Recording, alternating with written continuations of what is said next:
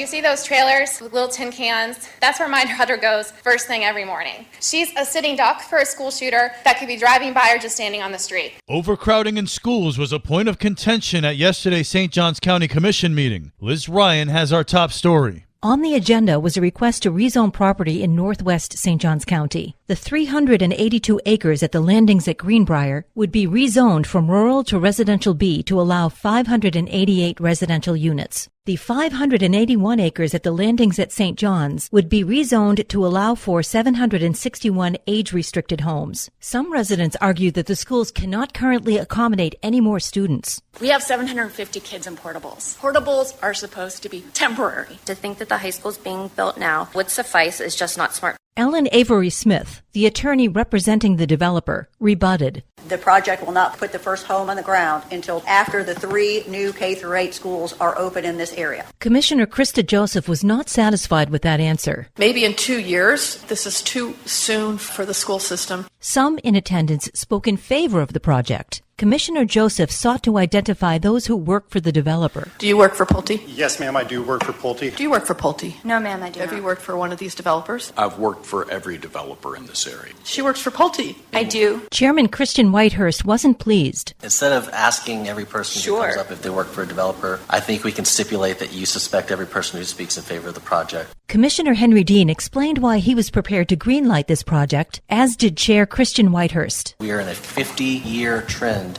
of rapid growth. I don't think it's realistic for us to think it's going to come to a screeching halt just because we moved here from some other place in the country. We like the trees in our backyard. Commissioners Sarah Arnold and Roy Alamo voted in favor of the project without any questions. Any questions for the applicant? No, not at this time. Commissioner Krista Joseph was a lone no vote, and the rezoning was approved. For St. Augustine's Local Morning News, I'm Liz Ryan.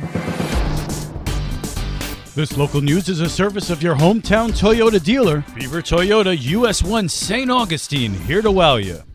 I am the only North Florida representative. St. Augustine Beach Vice Mayor Dylan Rumrell has been appointed to the Florida League of Cities Legislative Policy Committee. I absolutely wanted to get more involved with the League of Cities, and they gave me an option of 3 or 4 different policy committees, and economic development and land use was at the top of my list because of the background that I have in economic development and land use. Rumrell tells St. Augustine's Local Morning News about the work. What we will be doing as a group is coming up collectively of some sort of policy, and that policy will allow the League of Cities to have an initiative when going to Tallahassee and lobby the state legislators on what different cities or municipalities will be looking for via economic development or land use. Rumrell says having a voice on the committee will benefit St. Augustine Beach. We still have some land available for growth. We have some commercial land for growth, and I think that it's always great to have representation, no matter how big or small your city is, to have a voice nationally, because what affects